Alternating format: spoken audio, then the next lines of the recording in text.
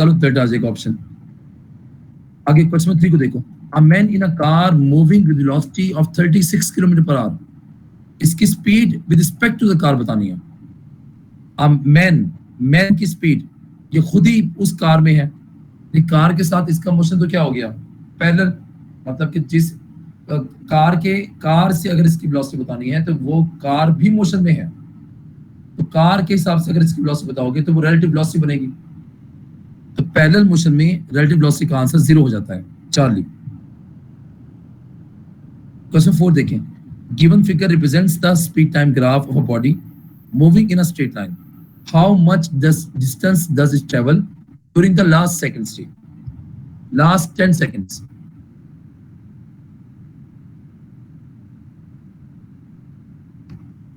अब last 10 seconds में ये आपके पास बनता है ग्राफ का पार्ट, इसमें आप लगा लो स्पीड टाइम ग्राफ दिया हुआ है, एरिया से आपको क्या मिल जाएगा, डिस्टेंस। तो half into base into height, answer क्या आ गया, 100 मीटर। चलिए ऑप्शन ठीक है इसका। क्वेश्चन 5 को देखिएगा अच्छी तरह से। कार ट्रेवल कर रही है speed of 20 kilometre per hour से, हम इसको रेस्ट में लाते हैं 8 metre by applying brakes. Rest में ये 8 मीटर का डिस्टेंस ट्रेवल करके रुक जाती है, रेस्ट में आ जाती है। एक कार को 8 ब्रेक्स अप्लाई करने के बाद 8 मीटर के डिस्टेंस को ट्रेवल करने के बाद रोक लिया जाता है। अगर वही same car 60 kilometre per hour से आ रही है तो बताओ उसको सेम ब्रेकिंग फोर्स से अगर रोका जाए तो उसकी वो कितना डिस्टेंस कवर करने के बाद रुकेगी। इसमें आपको work is equal to del K dot E का फॉर्मूला लगा लो, F D is equal to half M square, यहां D proportional to V square हो जाएगा।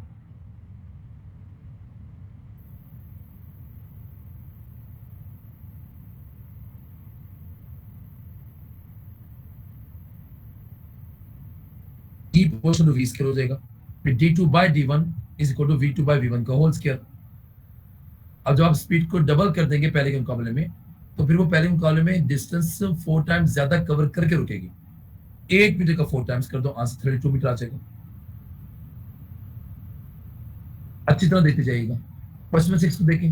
अ ball is thrown at the angle of 45 degree with the horizontal, then आपको पहले से पता है कि जी जब हम एक बॉल को थ्रोन करते हैं इस तरह के एंगल के ऊपर, तो वो कौन सी ट्रेजेक्टरी बनाती है, parabolic trajectory. Path of the ball होता है पैराबोला और हॉरिजॉन्टल रेंज क्या होती है, मैक्सिमम। अल्फा ऑप्शन ठीक है इसका।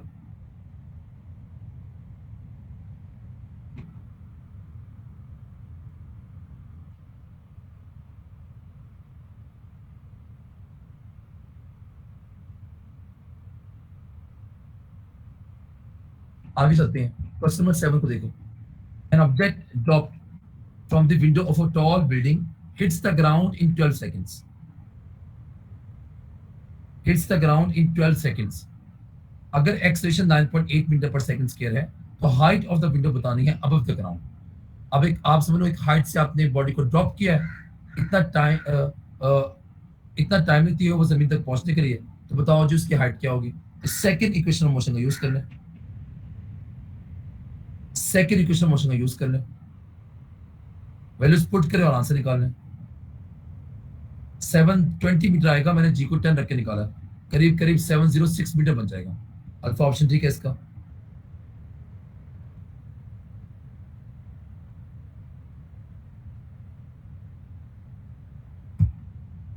क्वेश्चन नंबर 8 देख लें।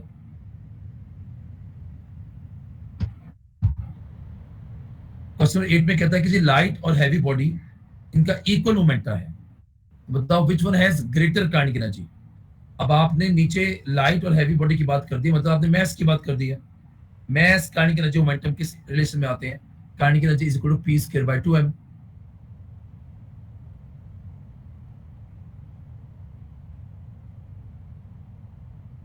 काइनेटिक एनर्जी का फॉर्मूला है हमारे पास पी स्क्वायर बाय 2m।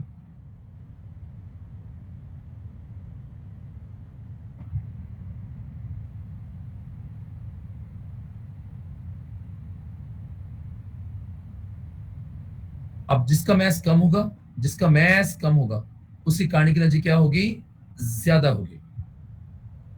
तो which one has greater kinetic energy, light body. चलिए ऑप्शन ठीक है इसका। अब क्वेश्चन नंबर 9 देखें प्लीज।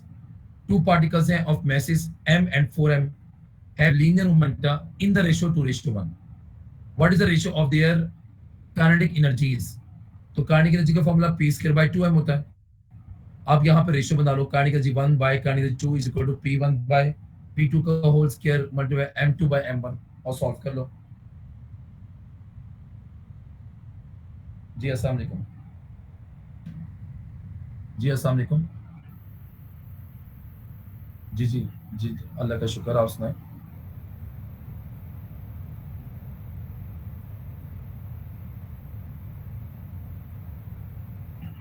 वो हाँ हाँ यार, वो ऐसा हुआ है कि मुख्तार साहब ने ना गलती से एक ही लिंक दे दिया। अब वो मुख्तार, अब ये क्या हमारी ये हुई थी कि भाई जो पहले क्लास को एंटर करवाएगा ना, तो फिर आगे वाला बंदा, एक क्लास को मैं एंटर करवाऊंगा, एक जाहिद साहब एक मुख्तार साहब। अब उन्होंने ना गलती से एक ही लिंक दे दिया। तो अब मैंने ये किया है कि जो पहले से जिस लिंक से स्टूडेंट मौजूद है ना पहले से क्लास में, उनको मैंने कहा कि उनको मैंने उसी क्लास में रखा है, फिर दूसरों के लिए मैंने दूसरा लिंक दिया उनसे कि अपने हाँ जी दूसरा लिंक भी दे दिया है मैंने। हाँ जी फिजिक्स की क्लास में। हाँ जी हाँ जी हाँ जी फिजिक्स में दिया। उनसे के उस लिंक, हाँ उनसे के फिजिक्स की क्लास में जाके ना लिंक से ज्वाइन करना है।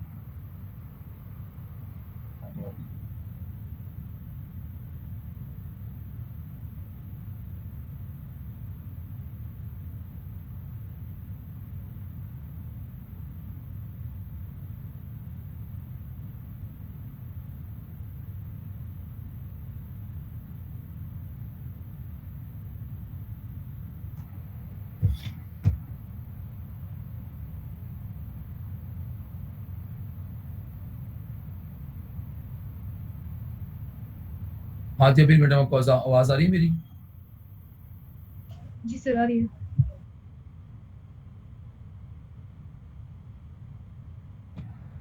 अच्छा जी क्वेश्चन नंबर 9 देख रहे हैं, सोल्यूशन आपके पास 16/1 है। ये बस थोड़ी सी मिसहैंडलिंग हो गई है, वरना एक ही आपको अलग अलग क्लास ज्वाइन करवाई जाती है।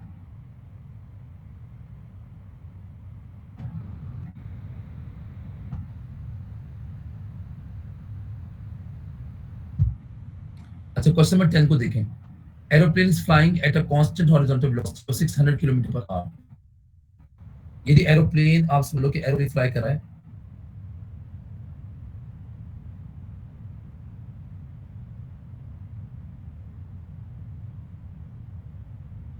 aeroplane is flying at a constant horizontal velocity of 600 km per hour at an elevation of 6 km towards a point directly above the target on the Earth's surface.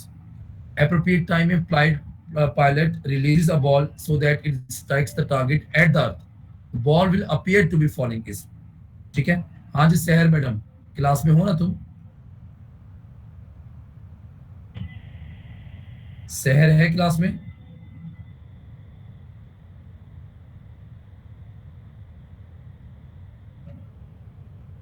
आप बताओ तो ये बात सहर है क्लास में या नहीं?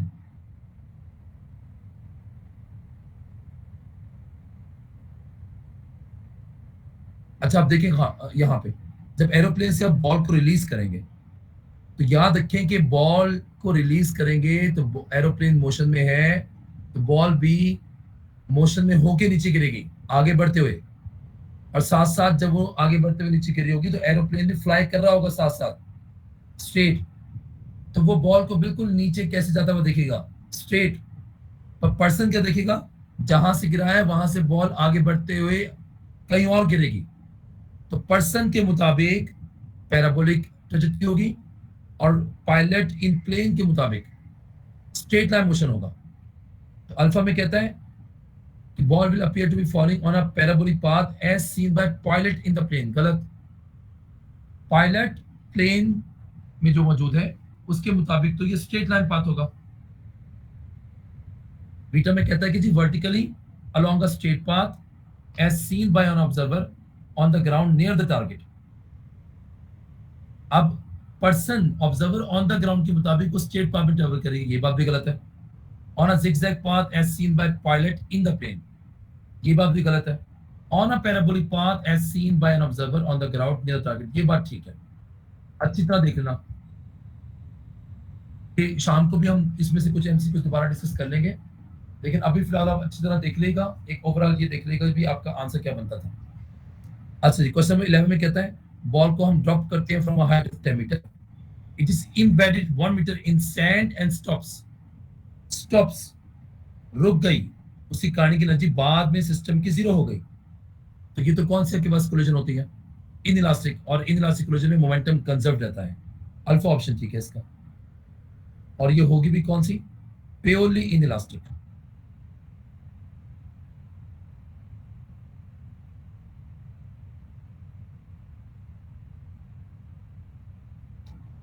प्योरली इनइलास्टिक कोलिजन 11 में।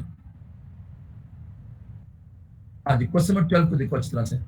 Aeroplane flying 490 metre above the ground level at 100 metre per second releases a block, how far on ground will it strike the ground? Will it strike, अब जरा गौर से देखो कि कितनी हाइट से आपने ड्रॉप किया है। 490 मीटर की हाइट से आपने ड्रॉप किया है उसे, और हॉरिजॉन्टल डायरेक्शन में वेलोसिटी देकर, और एक्स पूछता है। तो आप याद रखो कि जब भी आपको इस किस्म की ट्रेजेक्टरी में हाइट की बनोगी तो आप गिरने का टाइम बता सकते हो, time of flight. Time of flight उसका फॉर्मूला होगा 2h/g का स्क्वायर रूट। अब यहाँ पे h रखो 490, याद रखो कि जब ये 49 आ जाए, 196 आ जाए,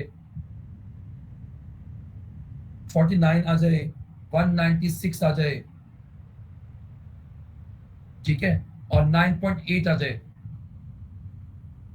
तो याद रखिए कि ये सारे आपस में मल्टीपल है। 196 है, 49 है, 98 है, तो मैं भी 9.8 नीचे रख रहा हूँ। 49 2 से 98, डेसिमल खत्म करूंगा, ऊपर चला जाएगा एक जीरो, 2 से 2 कैंसिल, यहाँ 100 का स्क्वायर रूट आ गया, आंसर 10 सेकंड आ गया। फिर x का फॉर्मूला होता है vx मल्टीप्लाई t, तो vx को रखो आप 100, t को रखो 10, और आंसर निकालो 1000 मीटर। आंसर क्या बन जाएगा? 1 किलोमीटर। क्वेश्चन नंबर 13 को देखिए। When two bodies stick together after collision, the collision is said to be completely inelastic. Collision जो है वो कंप्लीटली क्या होगी? इनइलास्टिक। ये याद रखिएगा प्लीज, ये पार्शियली इनइलास्टिक नहीं होगी। बॉडी रुक गई, जब भी बॉडी ऑन इंपैक्ट फौरन रोकी जाए, रुक जाए, स्टिक टुगेदर हो जाए, तो हम कहते हैं ये कंप्लीटली परफेक्टली इनइलास्टिक है। ये एलएमडी के 2 के स्टूडेंट सुन लें, उन्होंने क्योंकि मुझसे नहीं पढ़ा टॉपिक, पर पार्शियली इलास्टिक का मतलब क्या होता है कि कहानी की एनर्जी कांस्टेंट नहीं रहती बिफोर एंड आफ्टर कोलिजन, कुछ ना कुछ पार्ट लॉस हो जाता है, जो कि हमारे रियल वर्ल्ड में है। जबकि परफेक्टली इलास्टिक सुनने एलएमडी के 2 वाले कि इसमें कहानी की एनर्जी आपकी कांस्टेंट रहती है, जैसे कि एटॉमिक कोलिजन होती है। आज नेहा नूर मैडम, बात समझ में आई आपको? क्या बोला है मैंने? पार्शियल इलास्टिक में क्या कहानी होती है, और परफेक्टली में क्या होता है? हाँ जी, सारे के सारे याद रखें बात।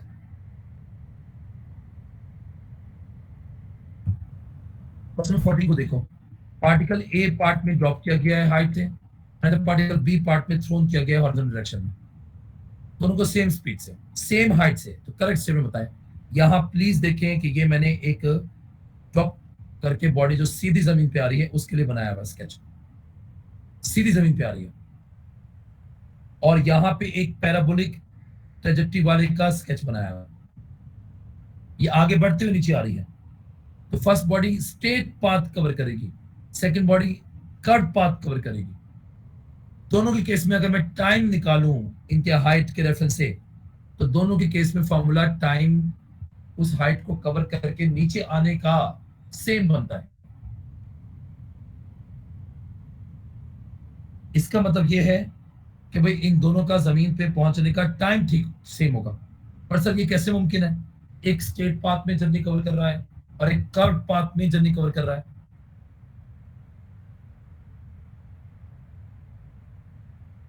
ये 233 रोल नंबर है, हमीद खान।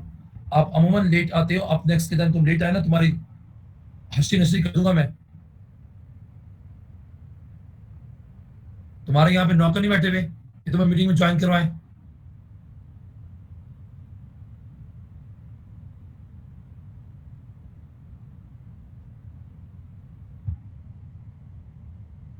दोनों का इंपैक्ट टाइम सेम होगा, ये कैसे पॉसिबल है? एक स्ट्रेट पाथ की जर्नी कवर करके आ रहा है, एक कर्व पाथ की जर्नी। ये तभी पॉसिबल है जब कर्व पाथ वाला तेज भागे, तेज गिरे, तेज आए नीचे, और स्ट्रेट पाथ वाला उससे कम स्पीड पर आए। तो देखिए मैंने दोनों की स्पीड भी निकाल रखी है। जो स्ट्रेट आ रहा है उसकी स्पीड में सिर्फ एक ही कंपोनेंट होगा, वाई कंपोनेंट, क्योंकि वो स्ट्रेट आ रहा है। जबकि दूसरे वाला जब जमीन से आके टकराएगा तो उसके पास दो कंपोनेंट होंगे वेलोसिटी के, और उससे जब वेलोसिटी निकालेंगे तो उसकी स्पीड ज्यादा होगी। इसका मतलब है कि both will reach at ground simultaneously with different speeds के साथ, सेम स्पीड के साथ नहीं। तो चलिए ऑप्शन देखिए इसका, अच्छी तरह देख लो।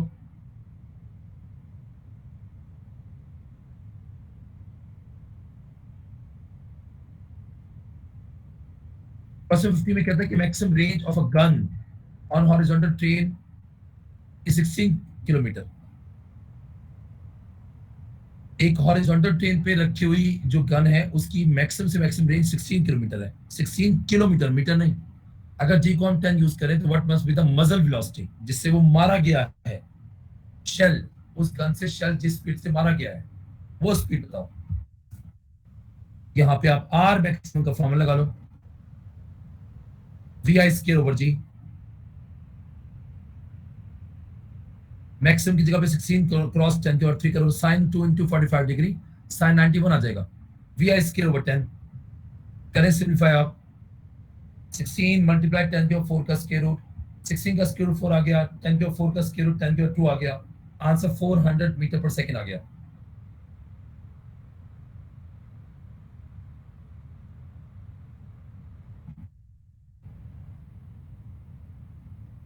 क्वेश्चन नंबर 16 में कहता है maximum height on the trajectory which of projectile becomes zero. Maximum height पहुंच के आपको पहले से पता है कि वर्टिकल मोशन खत्म हो जाता है और बॉडी फिर आगे बढ़ते हुए नीचे आती है, तो वर्टिकल वेलोसिटी जीरो होगी, वी वाई जीरो होता है, और ए वाई होता है इसमें प्रेजेंट, और ए एक्स भी जीरो होता है। ए वाई माइनस सी रहता है, वी एक्स जीरो के इक्वल नहीं होता, टोटल वेलोसिटी भी जीरो के इक्वल नहीं होती। इसका ऑप्शन चार्ली है। 17 को जरा गौर से पढ़िएगा मेरे साथ। A particle of mass having velocity v makes head-on elastic collision with another particle of the same mass, and initially at rest. The velocity of the first particle after the collision is what? तो before collision after collision देखो, ये body एक दूसरे से velocity को exchange कर लेंगी। तो फर्स्ट बॉल आके जब सेम मैस वाली बॉडी से इलास्टिकली कोलाइड करेगा तो खुद रुक जाएगा, और सेकंड बॉल उस वेलोसिटी से मूव करना शुरू हो जाएगी। तो फर्स्ट बॉल की वेलोसिटी क्या हो जाएगी? जीरो। सही है भाई बात। क्वेश्चन नंबर 18 को देखें। A particle of mass m moving with velocity v strikes a stationary particle of mass 2m and sticks to it। अब सिस्टम में दोनों एक दूसरे के साथ जुड़ के चलते हैं एक ही स्पीड से, तो स्पीड पूछी है, तो लॉ ऑफ कंजर्वेशन मोमेंटम का यूज कर लें। m1v1 plus m2v2, m1v1 prime plus m2v2 prime, v prime common निकाल लो। ये कॉमन वेलोसिटी वाला केस मैंने आपको समझाया हुआ है क्लास में।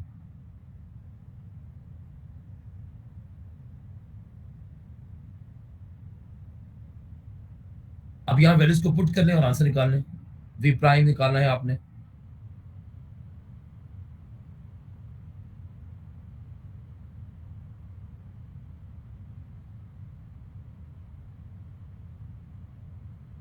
अच्छी तरह देख लें प्लीज। यहाँ सर चार्ली आ गया। मैग्नी को देखें। A book is lying on the table. What is the angle between the action of the book on the table and the reaction of the table on the book? Action direction हमेशा magnitude में equal होते हैं, और direction में क्या होते हैं? Opposite. यहाँ से क्या आ गया? डेल्टा 180 डिग्री जी। एक मिनट देगा प्लीज मुझे।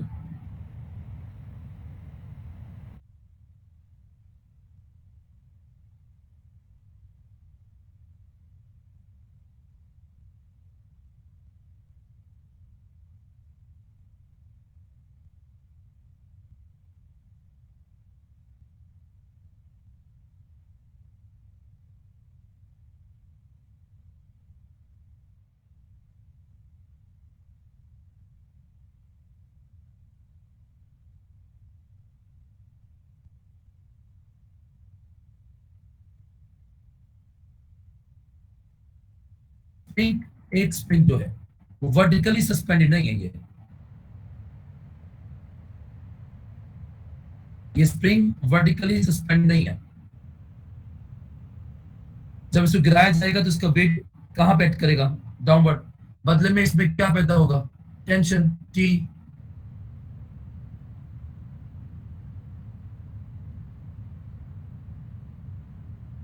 ठीक है जी। ये तो तब होता है कि जब इसमें जब बैलेंस बैलेंस हो जाए, कि ये गिरने से रुक जाए, स्प्रिंग इसको होल्ड कर ले, बैलेंस इसे करना है, तो टी इक्वल डब्ल्यू आ जाएगा। ये तब केस है कि स्प्रिंग बैलेंस वायर क्या करेगा, यहां अब इसको हमने इंक्लाइन प्लेन पे रखा हुआ है, अब वेट का एक कंपोनेंट जो है वो इसे खींचेगा नीचे की तरफ, पूरा पूरा वेट नहीं खींचेगा। तो आप रिजॉल्व फिर निकाल लो, ये वेट एक्ट कर रहा है डाउनवर्ड, और बनाओ यहाँ वर्टिकल एक्सिस, एक कंपोनेंट ये बनेगा, एक कंपोनेंट ये बनेगा, तो एम जी साइन थीटा आ जाएगा। तो स्प्रिंग बैलेंस की जो मेजरमेंट है वो उस टाइम पे वेट एक कंपोनेंट के इक्वल होगी। आंसर क्या आ जाएगा? 25 मीटर। क्वेश्चन नंबर 22 देखिए प्लीज ध्यान से। Newton's third law concerns the forces of interaction between two bodies.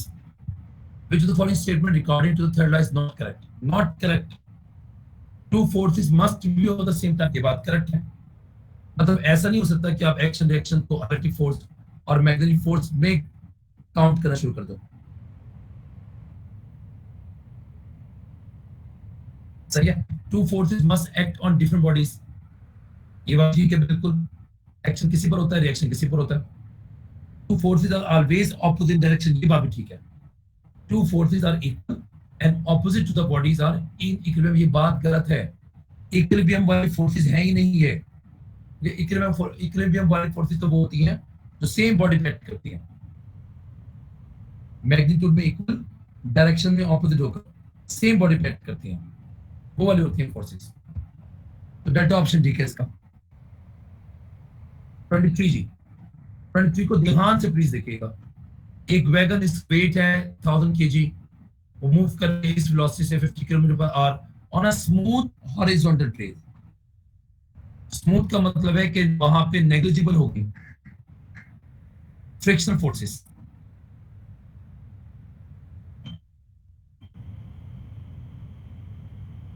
अब क्या होगा जब हम उस पर ड्रॉप करेंगे कोई मैस, बिफोर ड्रॉपिंग और आफ्टर ड्रॉपिंग मोमेंटम कंजर्व रहेगा। Before dropping after dropping momentum conserve रहेगा। m1v1 is equal to m2v2। अब बिफोर ड्रॉपिंग उसका सिस्टम का मैस m1000 है, वेलोसिटी बताई भी है। आफ्टर ड्रॉपिंग अब 1000 पहले था, 250 और ऐड कर दिया, 1250 बन जाएगा।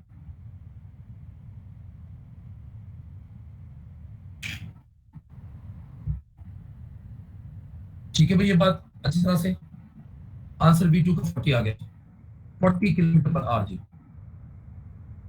24 देखिए, what is the angle of projection for which the range and maximum height become equal.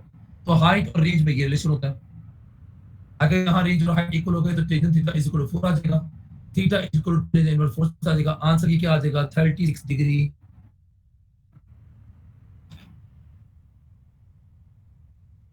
देखें, if a force of 250 Newton act on a body, momentum acquired कितना होता है? 125 kg per second।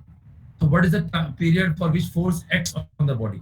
अब मोमेंटम अक्वायर्ड का मतलब है उसके momentum में चेंज कितना आया है, तो डेल्टा पी आपको दिया हुआ है, साथ फोर्स भी आपको बताई गई है, तो आप टाइम निकालो। तो delta P is equal to F cross T, वहां पे डेल्टा पी रखो, फोर्स रखो, मैंने रख के टाइम को कैलकुलेट कर लिया, 0.5 सेकंड जी।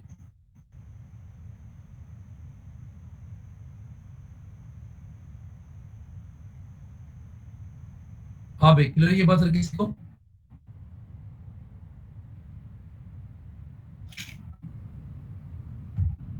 ट्वेंटी सिक्स को ध्यान से देखिएगा प्लीज।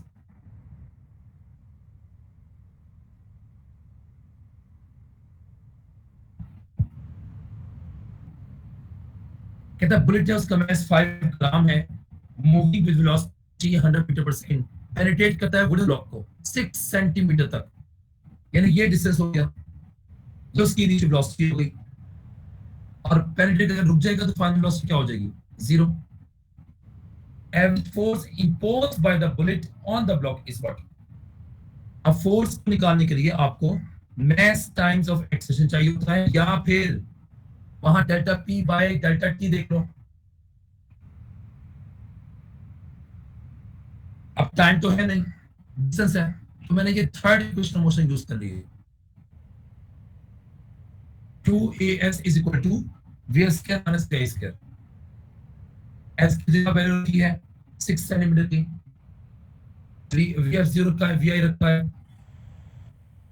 और a वहां से निकाला है, तो आंसर ये आ गया a का. अब यहां पुट कर दो आप, मैस 5 क्रॉस 10 की पावर -3 हो गया, a 1/12 क्रॉस 10 की पावर 6 हो गया, तो ये प्लस 3 बचेगा 5000/12 आ गया, तो 12 4 द 48, 20 बचेगा 12 × 12, आगे यही 4/7 आ जाएगा अप्रोक्सीमेटली. अल्फा ऑप्शन ठीक है इसका. अच्छी तरह देख लो प्लीज. क्वेश्चन नंबर 27 में कहता है distance covered by a body, freely falling body in 2 seconds बताएं. s equal to half gt square, half into 10 2 का स्क्वायर, आंसर 20 आ गया.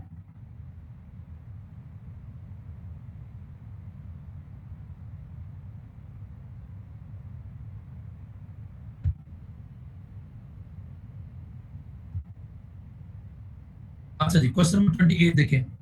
Distance covered by a body with uniform acceleration in time t starting from rest is, याद रखो vi उसका 0 है, v उसका vf उसका v है, और टाइम कितना लिया उसने ऐसे करने में, t.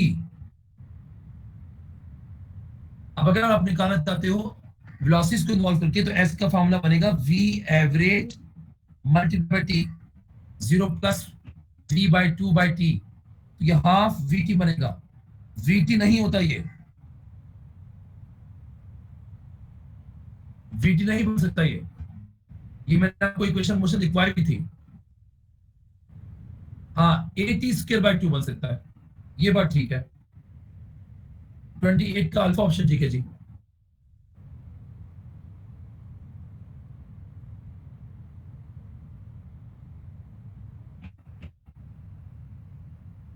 ट्वेंटी नाइन को देखिए. A body initially at rest explode करती है 2 message, m1 m2 that move apart with speeds v1 and v2. What is the ratio of v1 by v2? अब याद रखिए कि रेस्ट से एक्सप्लोड कर रहा है एक बॉम्ब, इनिशियल मोमेंटम इसका 0 होगा. जब भी बॉम्ब रेस्ट से एक्सप्लोड करता है 2 फ्रेगमेंट्स में डिवाइड होकर, तो दोनों फ्रेगमेंट्स को मूव करना चाहिए with same magnitude of momentum से, डायरेक्शन में ऑपोजिट होकर, ताकि उन दोनों के मोमेंटम को ऐड करें तो आंसर 0 आए. किसी एक का मोमेंटम 0 नहीं होगा, दोनों के मोमेंटम को ऐड करके आंसर 0 आए. तो मैंने दोनों को ऑपोजिट डायरेक्शन में लिया है.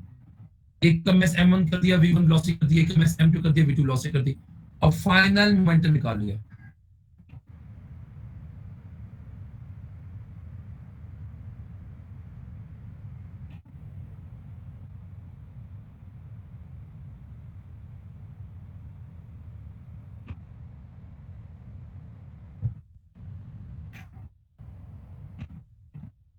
m1 v1 minus m2 v2 is equal to 0, और यहां से आंसर निकाल लें.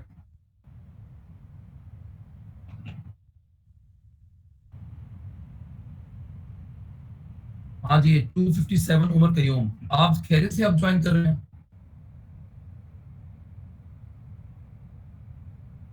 257 उमर कयूम, माइक खोलो अपना.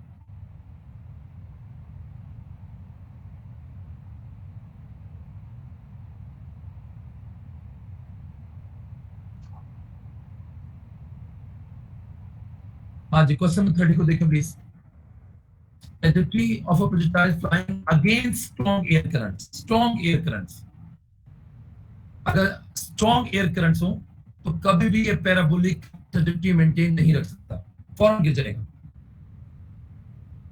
हाइपरबोला तो हो ही नहीं सकता, स्ट्रेट लाइन हो नहीं सकता, तो तो नॉट अप है बोला, अच्छी तरह देख लें प्लीज।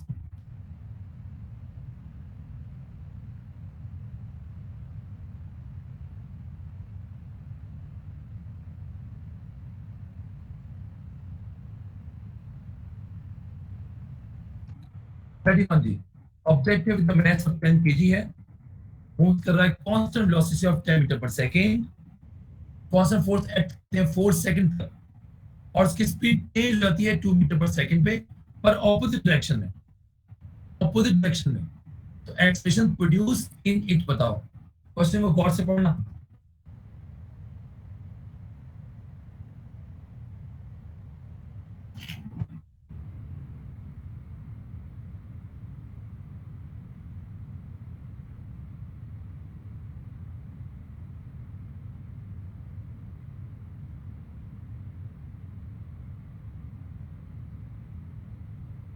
अब देखो मैं फर्स्ट इक्वेशन ऑफ मोशन का यूज कर रहा हूं। हाँ जी हमने मैडम पता लग गया तुम्हें क्या है ये। अब वी एफ इसको V I plus A T, final velocity को हम -2 रखोगे। पहले वो मूव कर रहा था जिस वेलोसिटी से, अब उससे बिल्कुल ऑपोजिट मूव कर रहा है, तो फाइनल वेलोसिटी को एक तो वैल्यू में रखता है, फिर माइनस लगाना है। वी आई 10 आ गया, ए वैसे का वैसे टी 4, तो आंसर ए का क्या आ जाएगा -3। और माइनस साइन क्या इंडिकेट कर रहा है सर, कि वो रिटार्डेड मोशन है। 10 मीटर पर सेकंड से 2 मीटर पर सेकंड पे आके उसका मोशन क्या हो गया, रिटार्डेड।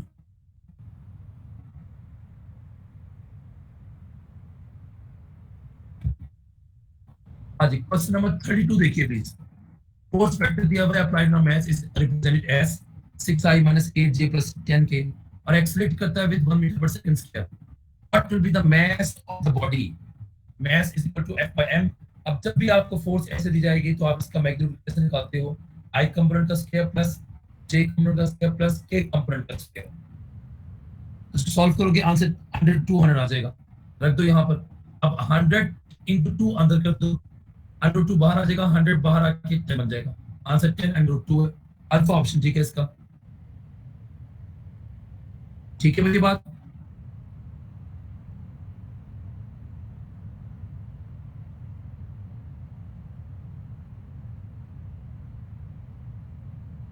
अच्छा अब जरा गौर से देखिएगा।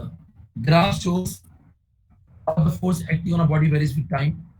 Assuming that the body is moving in a straight line, by how much does its momentum change? ये फर्स्ट आ गया ग्राफ पार्ट, ऐसे कर लो। और उसके बाद क्या आ गया, ट्रेपीजियम। ट्रेपीजियम से करना सीखा करो। ये इसकी पैरेलल साइड हो गई, और ये उसके दरमियान में एक लेंथ हो गई, इसे हाइट बोलेंगे।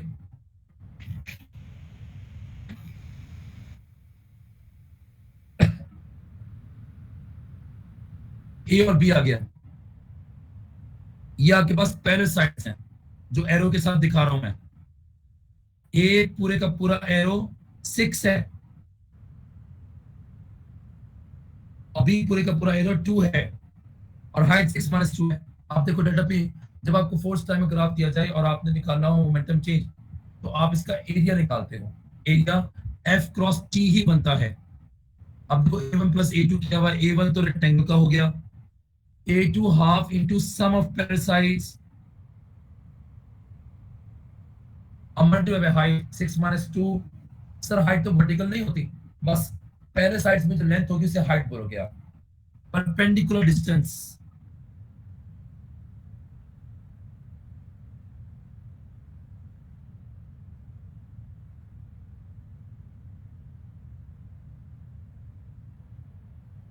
सॉल्व करो आंसर निकाल 20 आ जाएगा। आप क्लियर ये बात।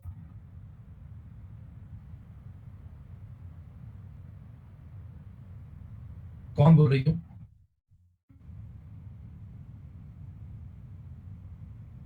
बेटा थोड़ा बहुत तो कम से कम बचपन में मैं ठीक करता था।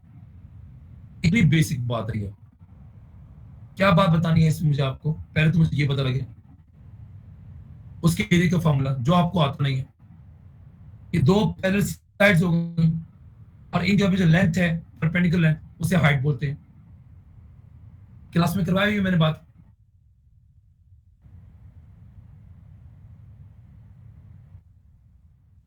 R34 देखिए, range of projectile is 30 degree.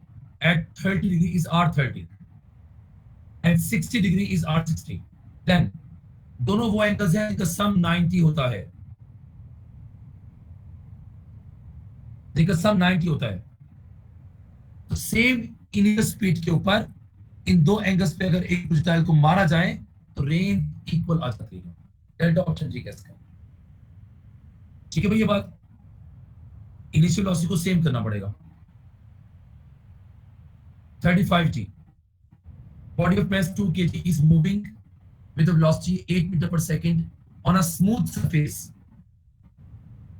If it is to be brought to rest in 4 seconds, then the force applied at, अब रेस्ट का मतलब है फाइनल वेलोसिटी जीरो हो गई।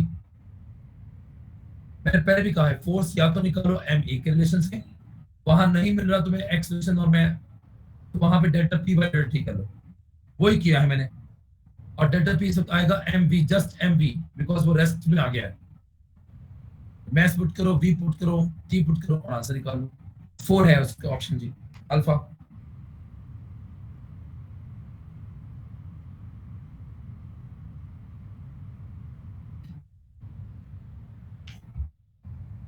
हाँ जी, पता लग गया हर किसी को। ये 35 MCQs प्ले करवाएंगे और आज शाम में भी आपकी कंबाइन एक क्लास होगी शाम में। ये तकरीबन कोई शाम में आपकी क्लासेस की टाइम स्केड्यूल भी आज लग जाएंगे। शाम में जो एक कंसेप्टिव क्लासेस हुआ करेंगे, ज्यादा लेट नहीं करेंगे, मगरिब से ईशा के दरमियान तक आपकी क्लासेस हुआ करेंगे। उसमें यही एमसीक्यूज की डिस्कशन करनी है आपके साथ। बाकी जो मेरा एक एक्स्ट्रा लेक्चर लगा हुआ है उसमें आज मैंने इलेक्ट्रोस्टैटिक्स स्टार्ट करवाना है, तो जिनका इलेक्ट्रोस्टैटिक्स का पार्ट रहता है वो ज्वाइन कर लेंगे। बाकी शाम में 15 एमसीक्यूज रहते हैं, इसको डिस्कस करेंगे। अब लेट ज्वाइन करके थोड़ी सी मिस मैनेजमेंट हो गई थी हमारी तरफ से, तो जिन्होंने लेट ज्वाइन किया हुआ है अभी आए हैं वो भी शाम में देख लेंगे, मैं सोल्यूशन बनाया हुआ दिखा दूंगा। अभी किसी ने कोई बात पूछती तो मुझसे पूछो।